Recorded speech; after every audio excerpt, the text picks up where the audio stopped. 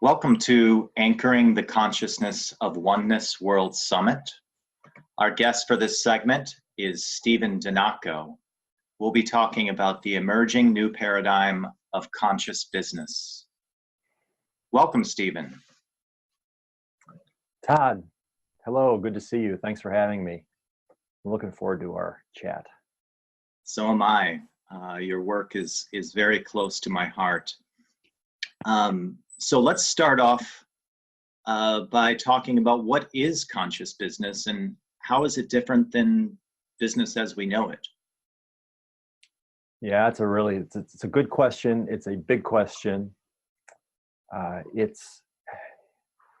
I would say for those who, even if you didn't know what conscious business is, for those who are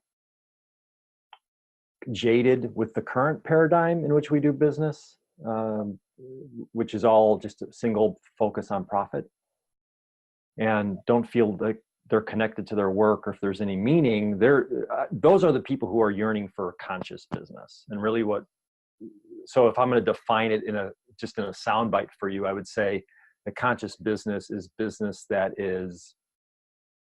recognizes that all of humanity and all human endeavors are interrelated, interconnected, and interdependent, and it behaves accordingly to support the flourishing that is absolutely possible within that mindset. Interconnected, interdependent, and leading to flourishing. So this movement has been around for quite some time. Can you take us through kind of the origin and history of what we refer to as the conscious business movement? Sure. So if we really look at some of the original focus on this, and I had mentioned that what we might call the existing paradigm of business is very much profit focused. So it's what we would call single bottom line, right? There's a financial bottom line, and the popular belief is that's why we're in business, to create a profit, to return money to shareholders and so forth. So the idea of the triple bottom line is where a lot of this starts. And the triple bottom line is a recognition that, and a belief that business exists for more than just profit, and profit's still a part of that, because profit is something that is seen as necessary in order to continue a business. Like without making money, business isn't possible. The company that's doing the endeavor just can't continue to exist. So profit's still essential, but then we add in other elements of responsibility. So in the triple bottom line, it's profit, it's people, and that's a real general way of including both fair and equitable treatment of employees, but also social responsibility. So it's care for all people.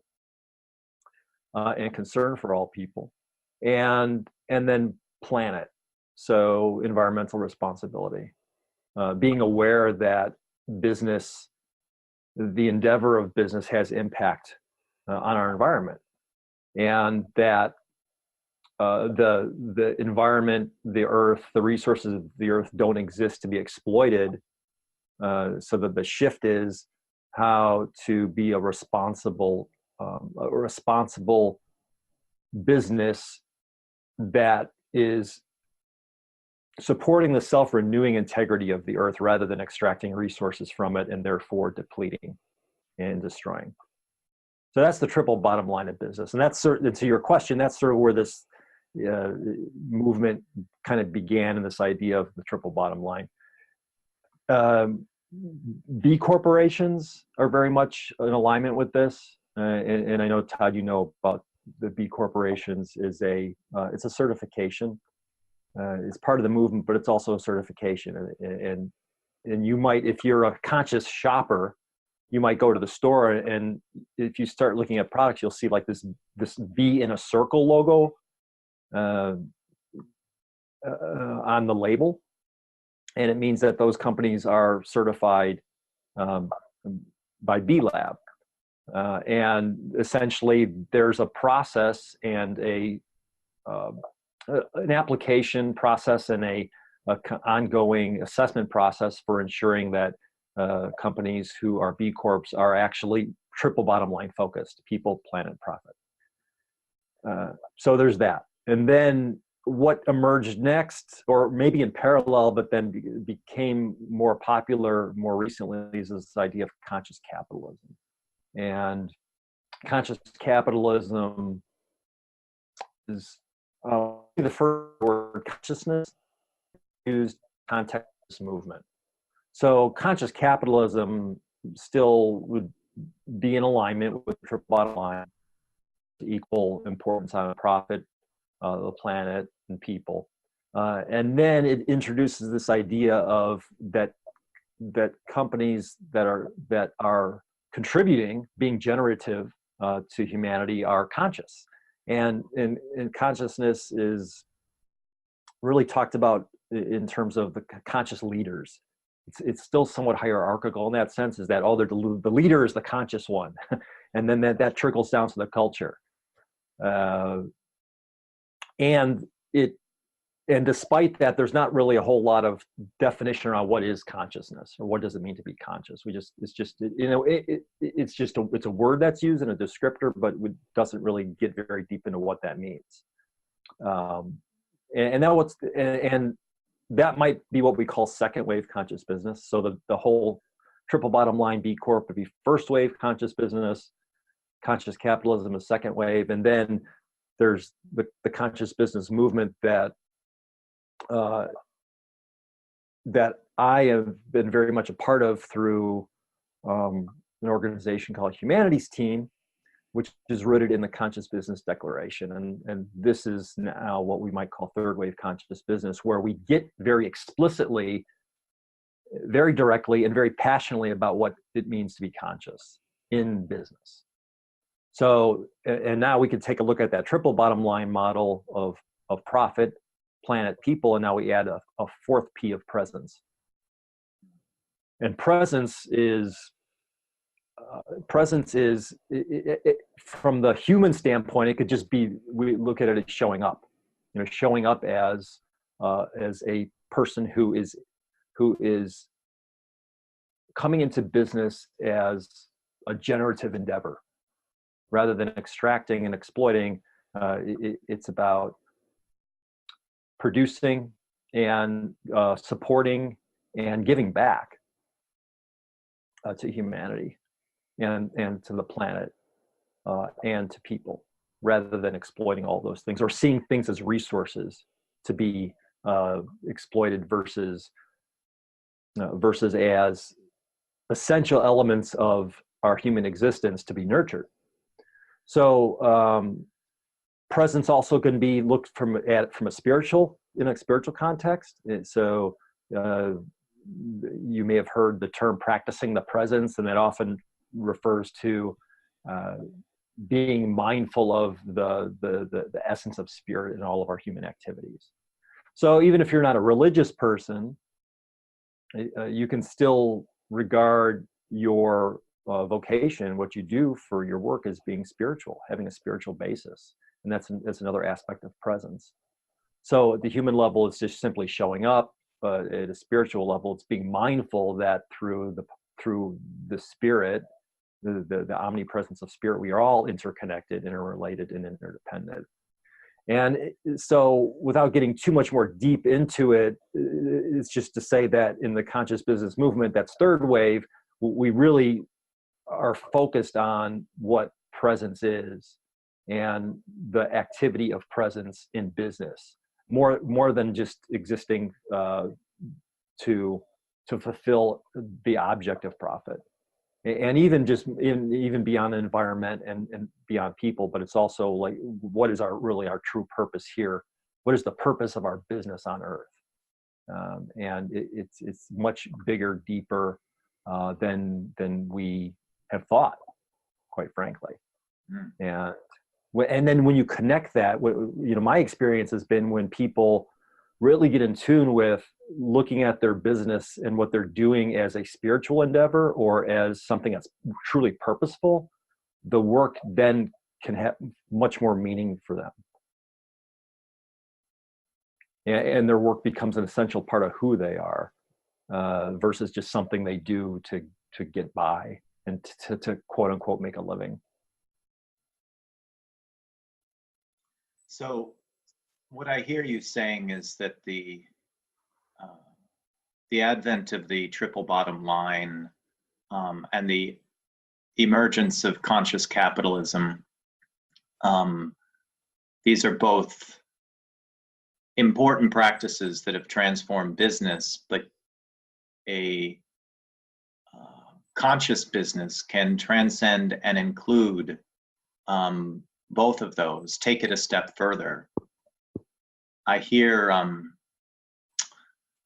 John Elkington, who developed the triple bottom line this summer, wrote an article in Harvard Business Review saying that he thinks it needs to be reevaluated because the intention of triple bottom line was system change, and instead it's become an accounting method, and I would say perhaps a guilt alleviation. So it's interesting to go back and look at the roots and note that there's been voices for quite some time who have said there's more possibility for business if we can see beyond just short-term shareholder value and this extraction mentality, which is very true in my experience and kills the human spirit, not to mention our planet. Yeah, and and you bring up, you remind me of something really important about that system, that systemizing of the triple bottom line, and it just being using as another accounting method, maybe a little bit more enlightened one, but nevertheless still an accounting method. Is there's a bug in that triple bottom line B Corp model, because when it's used that way, as you say, as an accounting method, it then becomes there's an easy out, because investors or the board of directors can say, well, this B Corp thing really isn't working for us. We're not making enough money in this model, so let's back out of it and go back to the way that business quote unquote should be done, right? Going back to the profit-based model. So to me, there's a bug in that triple bottom line, in the sense that there can be a commitment made to it and it can very easily be backed out of. Whereas when we get to that presence-based business, third wave conscious business, there's you talked about transcending it, including all of these models and then transcending them, and in my estimation, once you transcend to that third wave conscious business, it's like the light going on. So if you walk into a dark room and the light goes on even just for a microsecond, you see things. So Stephen, I know that you have worked in business for decades. I'd love to know what that was like for you, working for businesses that had some mix of consciousness and lack of consciousness, and what led to this moment of you being an advocate and teacher in conscious business. Yeah. So interesting. As you ask me that question, and I ponder it, I came from a really deep background with a lot of big companies. So IBM, JP Morgan Chase are two of those. And I struggle with how conscious any of those big companies really were. And my experience of it, and I'm not going to say they're not at all. I don't want to make a blanket statement or a judgment that there isn't any consciousness in those companies, because really it comes down to the individuals ultimately. What I will say though is that working for large corporations and becoming increasingly attuned to my own self and and increasingly attuned to how I was showing up as a business person and as a business person who cared about other people. What my experience was doing my professional work differently. And I'll give you an example. This is just a short story here that illustrates this, because it really speaks to kind of how weird I felt in the way that I was showing up in these big companies, and how I felt my way through really what I believe doing the right thing was, as a manager in particular. So this, when I was with a large bank, and was a manager, I had managed a whole client service group, and there was one day where one of my employees came up to me, and she's a young mother, asking for time off to find a new babysitter for her daughter. So the babysitter she had suddenly, quit, or something happened and she wasn't available, and she needed a few days to line somebody else up. Now, the twist of all this was that this employee I had was notorious for taking sick time off, and actually had gone through all of her sick time and personal time for the year by this point. And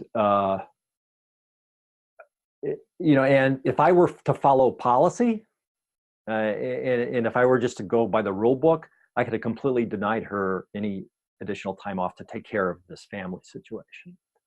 But there was somehow somewhere deep in me, I knew that was not the right thing to do. And the short version of the story is I allowed her the time. Now, just as with anywhere in business, it doesn't really matter where you work, everybody's always crunched, right? We're always compressing, and there's always too much work and too few people to do it. So her absence for those few days was going to cause a stress on the rest of the team. And I went to the team, and I explained that, this person's going to be out. I understand it's been an issue in the past because you've all had to cover before when she's out. She's going to be out for a couple of days again. I said, the situation is really between me and her as her manager. We're all going to do our best and show up and take care of what we got to take care of. And that's the end of it. I wasn't going to entertain questions or complaints about it, or I just said, this is it.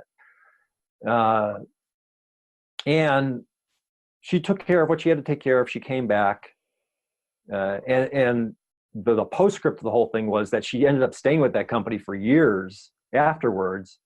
And I saw her after I had left the company, and she was doing fairly well, and she continued, so at the end of the day, it's sort of a happy ending.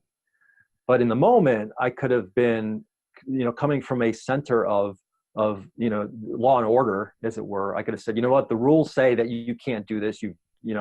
That either I deny you the time, or if you take it, I'm going to fire you, or something like that. And instead, I chose to do what I thought was the conscious thing. Was the fullness of the situation is that she not only has a job, but she has a family. Her existence is beyond being in the office, and there's a serious situation for her to take care of. So I, in consciousness, gave her the time and the ability to be able to take care of that. And in the end, it all worked out anyway, right? Now, people will argue and say, well, one, so that the rules are the rules and you can't break the rules. So, you should have, could have, would have fired her or whatever.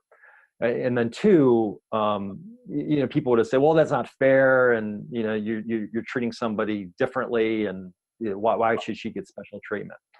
So there's all these, I realize there's all of these kind of logical arguments that could have been made. And what this is all to say that we decide how we're going to show up. in business ultimately. I mean, business it consists of people. So business is always personal. There's this saying that business is, don't take it personal, it's business. Well, it's always personal because there's people involved. So if you start from a center of being conscious of other people and doing your best for them, I believe it'll come back to you. Right. So in this case, that woman continued to work for me until long after I left the company.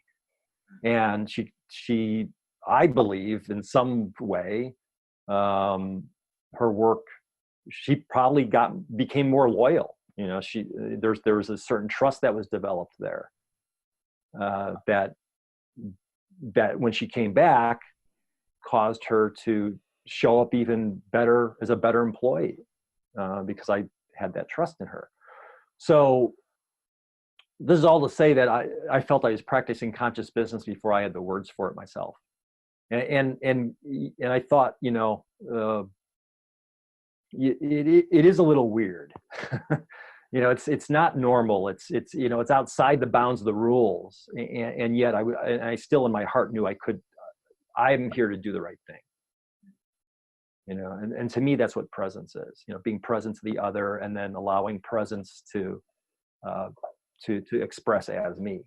And to me, I see that presence as really just the spirit of humanity.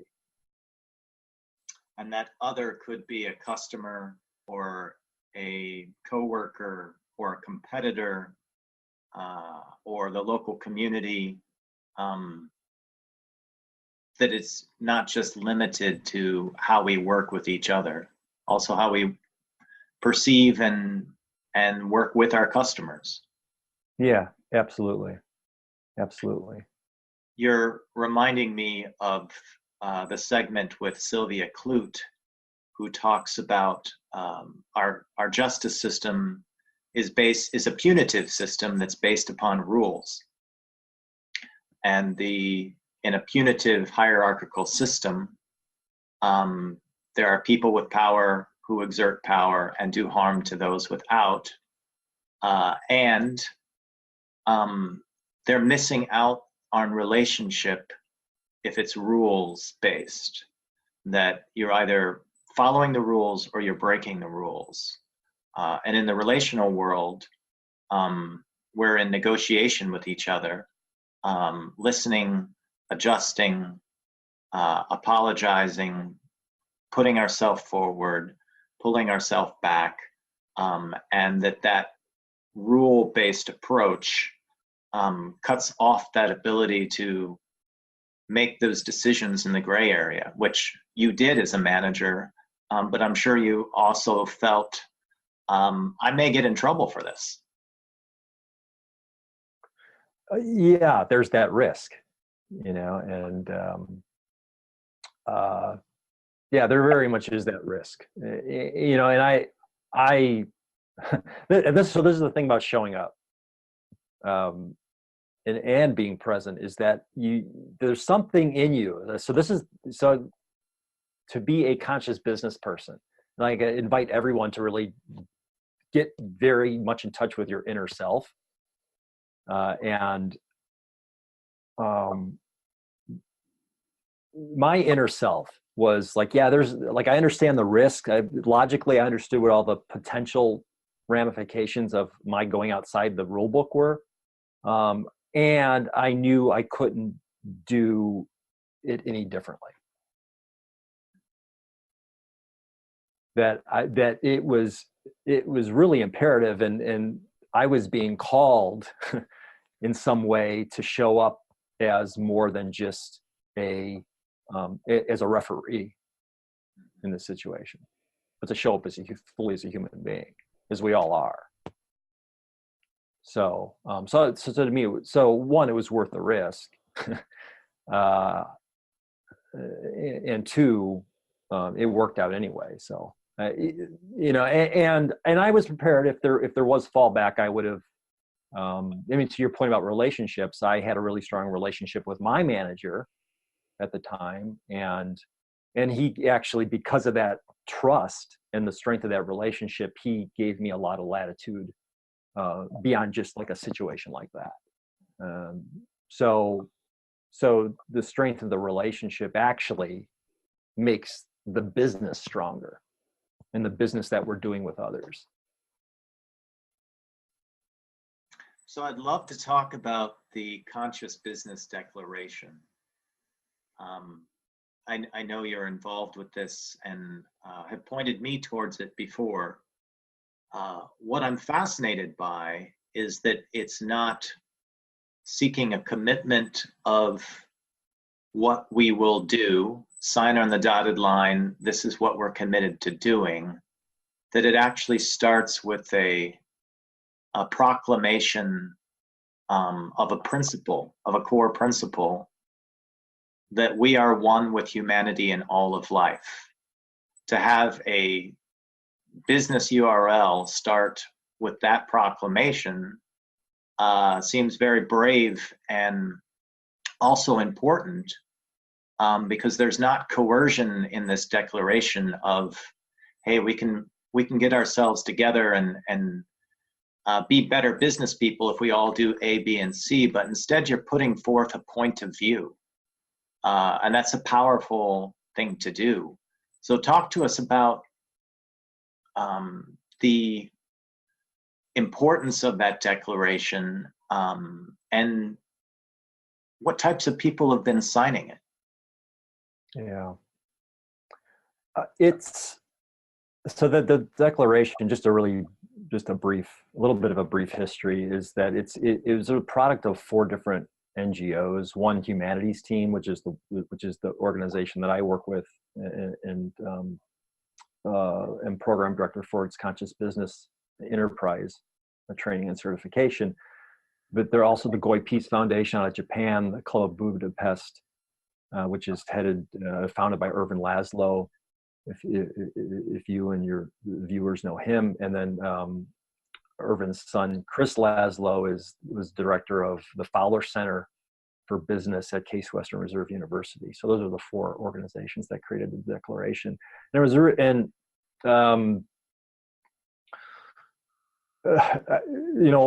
of one way I can answer your question is that in my estimation, I wasn't part of the original group that created it myself. I came into it later. What I know, or what I feel about it, is that it's like hitting to me, it's like a tuning fork, and the declaration is vibrating at a certain frequency, and people who read it will come into resonance with that, or they won't, is my experience.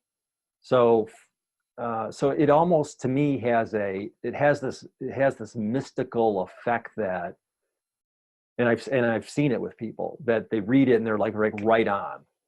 Like for me, I didn't have the language for conscious business back when I was managing at the bank, but as soon as I read the declaration, it all kind of like came together for me. Like, yeah, these are the principles that I was practicing without having the words for it. Yeah, so then with regard to the power of the declaration, and I want to ensure that I talk about its influence in business beyond just being a visionary document, but actually being practical. There are a number of business people from large corporations that have signed it, including CEOs. Probably the biggest visible one that we would have would be Paul Polgar of Unilever. He was actually one of the founding signatories of the Conscious Business Declaration. We've also had Lance Secretan, who's a former CEO of Manpower. We've had, and I'm just going to flip through some of Marilyn Tam, who is a former CEO of Aveda. And let's see, I'm just flipping through a quick list of who I have in front of me. Lynn Twist, who is the co-founder of the Pachymama Alliance, which isn't a big corporation, of course, but it is very focused on the how we treat the earth. And there's a really big program that their organization creates. Elizabeth Sahtouris, who's an evolutionary biologist. Michael Beckwith, who is the spiritual director and the founder of Agape Spiritual Center in California. And Bruce Lipton, Greg Braden, who are both scientists who are fairly well known for their work in the new science around genetics and human consciousness. So, and a lot of other people who are in the business world at different levels, whether they're managers, business owners, other professionals. I mean, total of about, I believe, around 6,000 signers of the Declaration at this time.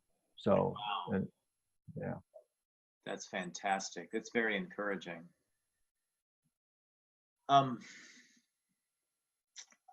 know that you're involved with something called the Conscious Business Enterprise. Can you talk about that? And that's inner with an INNER. Right. Yeah. So the Conscious Business Enterprise, so not enterprise, but enterprise. It is a training and certification program that came forth from the Conscious Business Declaration. So when Humanity's team was involved in co-producing the Conscious Business Declaration, there was the recognition that it was one thing to have a declaration out there that people could, go online and they could sign it, and that's great. And what would be the means for helping people to embody those principles and take it into business? So the Conscious Business Initiative, which is the name by which it was originally known, the Conscious Business Initiative was created to develop a training and certification program. Last year, we changed the name of that to the Conscious Business Enterprise, because the whole idea is that all of this work, showing up as a conscious business professional for myself and so many other people has really started with the recognition that there's some sort of inner pull, inner calling, inner drive, inner work that's been done to help us recognize that business is an endeavor that is based in oneness. Like, business isn't a siloed activity that somehow does not affect the rest of the world, right? So going back to the whole idea of interrelated, interconnected, interdependent, and in order to really get that, to show up as that, it starts from within. So therefore, it's the Conscious Business Enterprise. So we have a program that takes people through the Declaration much more deeply. We have a number of different faculty members who present through the program, and these are people who have supported conscious business in one way or another. You had referred earlier to the concept of transcend and include, which appears in a lot of Ken Wilber's work. That's one of his ideas. So Ken Wilber is actually one of our faculty, as well as Lance Secretan, who I mentioned as one of the founding signers of the Declaration, as well as Elizabeth Sahtouris, who talks about the biology of business. How evolution is actually a model for, or can be a model for how we evolve the endeavor of business.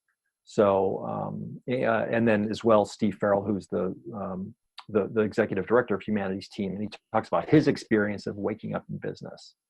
So we have a lot of wisdom, a lot of stories, a lot of practical application of what it means to be a conscious business change agent, and that's what our certification program is.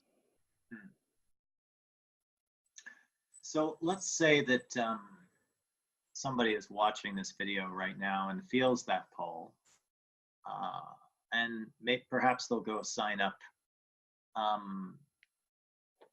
for the program. But where would you point people if they say, I want to put this into action? I want to be a conscious business person. are there resources you would direct them to? Are there practices that you would recommend? Where can someone start? Hopefully they'll sign up and get some teaching and mentoring, but what's a first step? Yeah.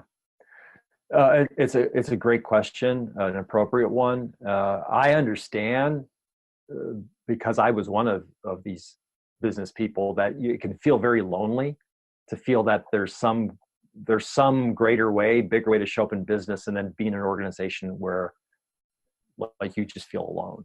You know, like you might be the only one who's feeling this pull.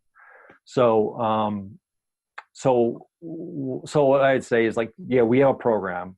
And people can register for our program. Actually, we are also with Humanity's team, we're doing a conscious business summit, a larger summit that will be.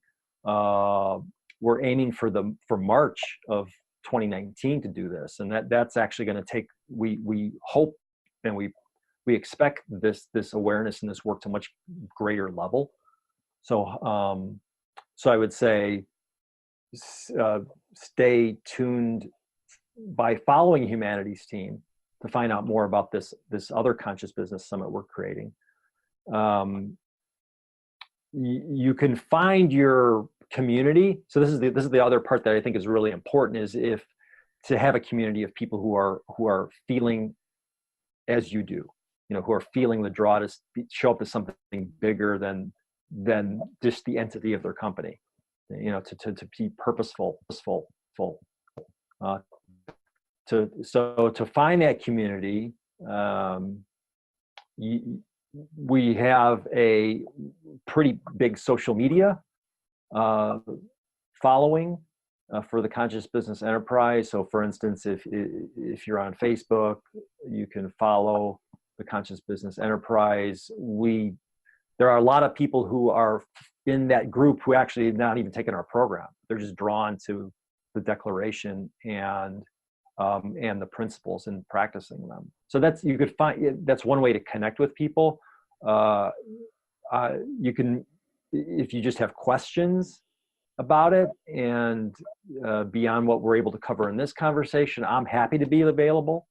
I mean, to contact me directly through either that Facebook group, or if you go to Humanity's team, you can contact me through our website as well, which is humanitiesteam.org. So that community component extends to our courses.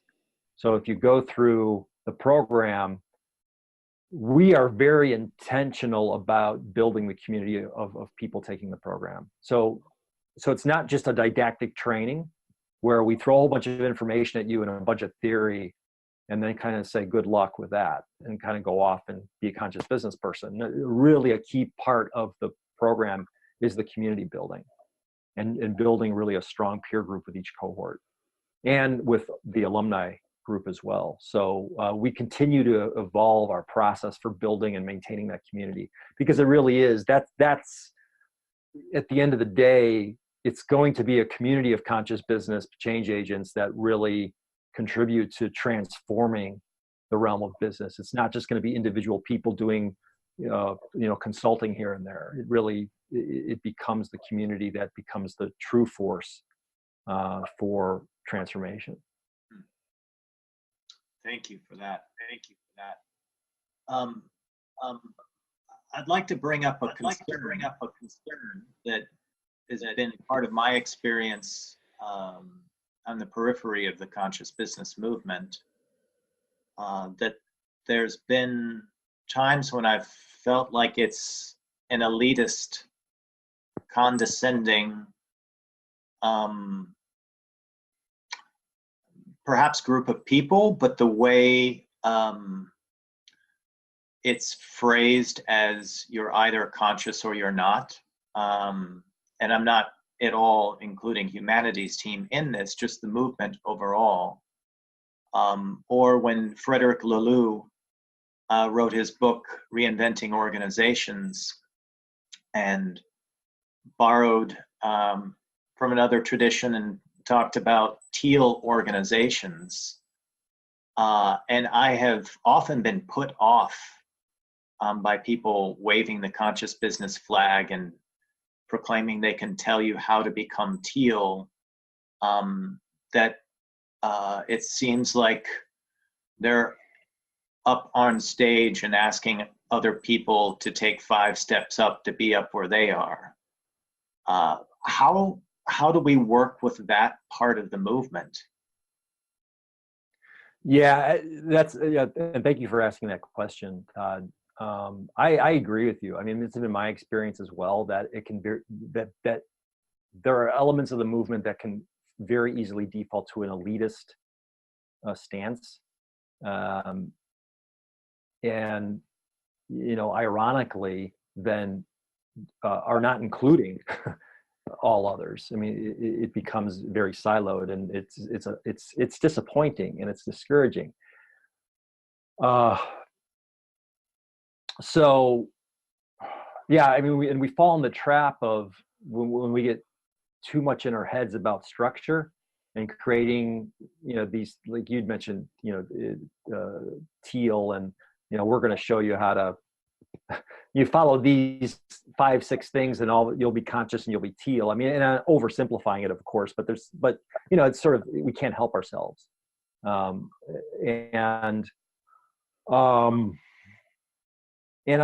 these struggles are real, and I've experienced them, and I'm very mindful of checking in with myself.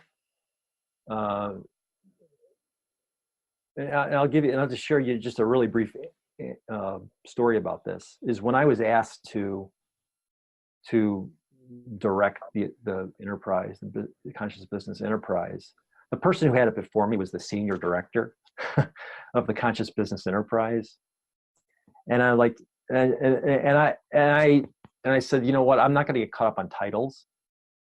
Just call me program director, because that explains what I do. I direct the program. But senior, and it just, I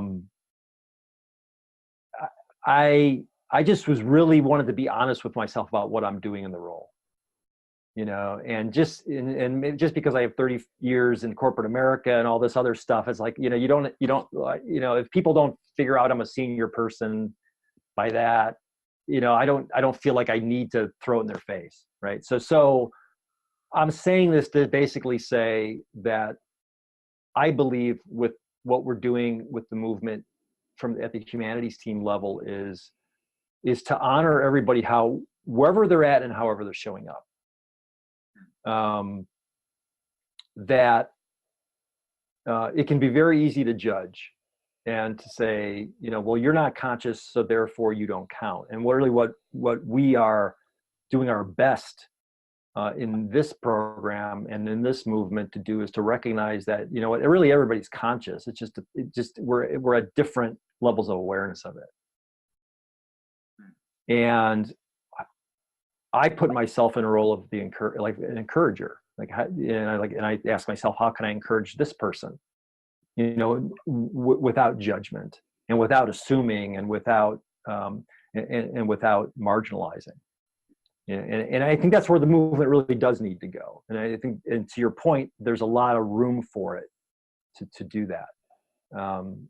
Because otherwise, you're right, it becomes elitist and off-putting, quite frankly. So that's my humble take on it. I appreciate that. Thank you.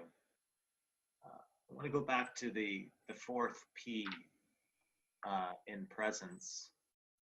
And I'm just wondering out loud what it would look like for an organization to exhibit presence in the world. That if it wasn't just a leader or a few people, but that presence was contagious and became collective in some way. Do you have a vision of what that looks like, of what a full organization exhibiting presence is like?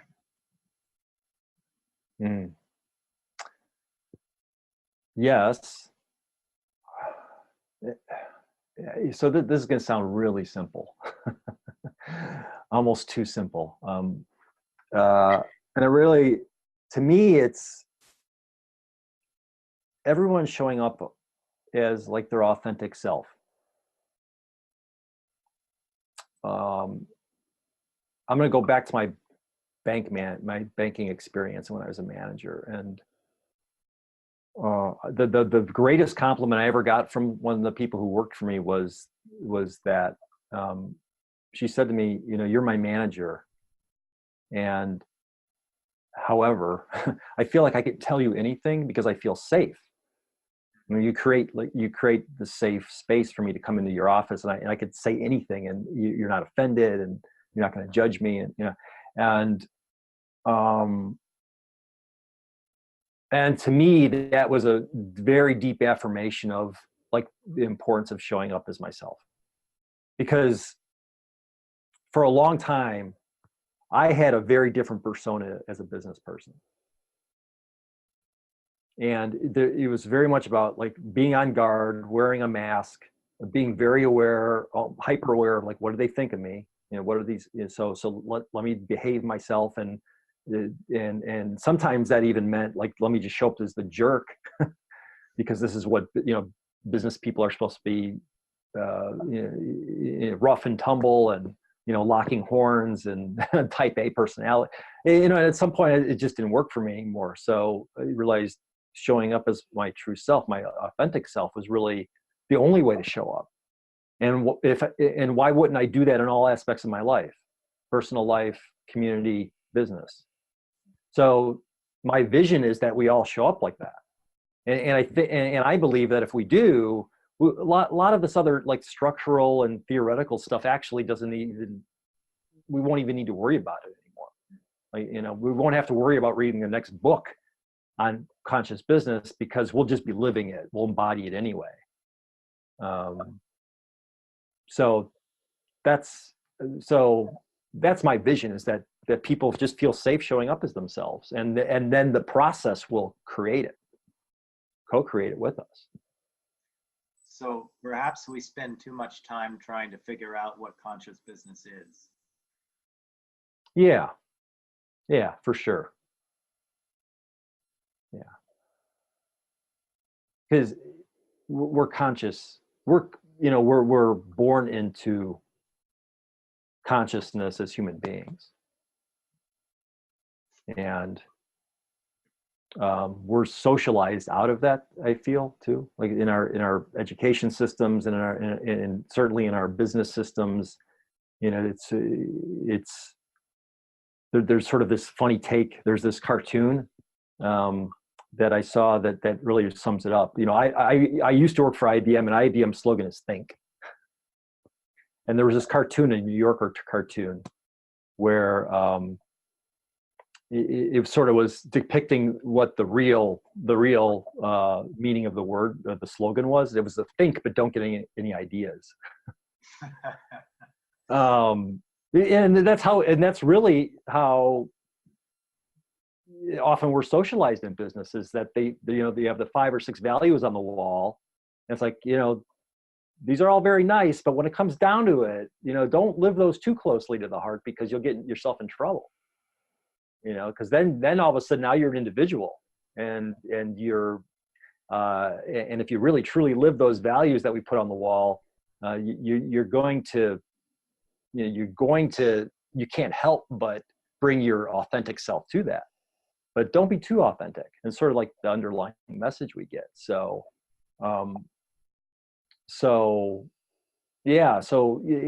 But as self-actualizing people, human beings, if we could allow ourselves the space for that in all our endeavors and in all realms, we won't even need to talk about conscious business, because it just will be. So we use the words, and we use the frameworks, and we use the theories now, but my vision is that we won't need any of that. That a conscious organization is just people showing up as themselves. I love that. So we ask you to wear your visionary hat one more time. In this world in which business people are becoming more aware, more conscious, showing up as their full, authentic selves. What is the evolutionary edge of the movement? Right now, there's a lot of supporting, banding together, some teaching and training. Of course, B Labs has sprouted up. We have a declaration, and I'm not asking you to predict the future exactly, just imaginatively, do you see where this is headed? So two things really come up for me as you ask the question. One is that all of these kind of disparate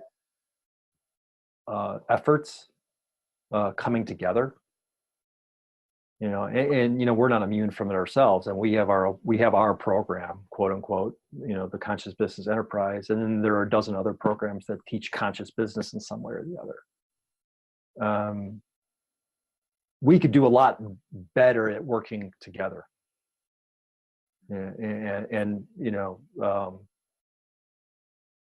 because there's still, because we've embodied that old paradigm so deeply, there's still some, we may not admit it, but there's still some level of, our program is different from their program, and there's still kind of the underlying thread of a competition, which is ironic.